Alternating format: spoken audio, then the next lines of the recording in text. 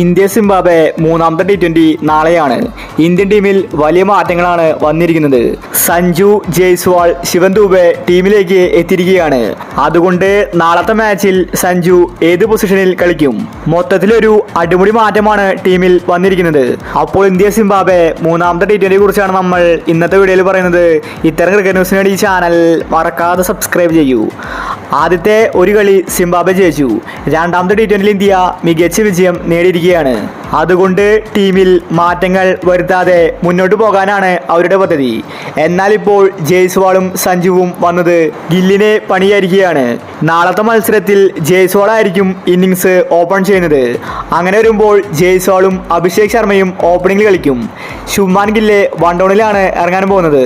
ഋതുരാജിനെ 4ാം സ്ഥാനത്ത് കളിക്കേണ്ടി വരും. അല്ലെങ്കിൽ പിന്നെ ഋതുരാജ് റെസ്റ്റ് എടുത്ത് റിയാൻ പരാഗിനെ അവസരം കൊടുക്കേണ്ടി വരും. 5ാം സ്ഥാനത്ത് പതിവ് പോലെ തന്നെ സഞ്ജു കളിക്കും. ശിവൻ ദുബെയും നാളത്തെ മാച്ചിൽ കളിക്കുന്നുണ്ട്. ഫിനിഷർ റോളിൽ റിങ്കു സിംഗും ടീമിലുണ്ടായിരിക്കും. 3 പുതിയ താരങ്ങളാണ് നാളത്തെ മാച്ചിൽ കളിക്കാൻ പോകുന്നത്. സഞ്ജുവിന്റെ ഒരു വെടിക്കെട്ട് നമുക്ക് നാളെ കാണാൻ സാധിക്കും. നാളത്തെ T20യിൽ ഇന്ത്യയുടെ മെയിൻ കീപ്പർ സഞ്ജുവാണ്. ധ്രുവ് ജുറലിനെ ഒഴിവാക്കുകയാണ്. സഞ്ജു ഇല്ലാത്തത് കൊണ്ട് ബാക്കപ്പായിട്ടാണ് ധ്രുവ് ജുറൽ വന്നിട്ടുണ്ടായിരുന്നത്. അടുത്ത 3 T20യിലും സഞ്ജു ഇന്ത്യയുടെ പ്ലേയിങ് ലെവലിൽ ഉണ്ടായിരിക്കും. പക്ഷേ സഞ്ജുവിനെ ബാറ്റിംഗ് കിട്ടാൻ സാധ്യത കുറവാണ്. ഒരുപാട് മികച്ച താരങ്ങൾ മുൻപിലുണ്ട്. അവസാന നിമിഷം ഭാഗ്യത്തിന് ബാറ്റിംഗ് കിട്ടിയാൽ സഞ്ജുവിന് കളിക്കാം. അപ്പോൾ നാളത്തെ ഇന്ത്യയുടെ പ്ലേയിങ് ലെവൽ നോക്കാം.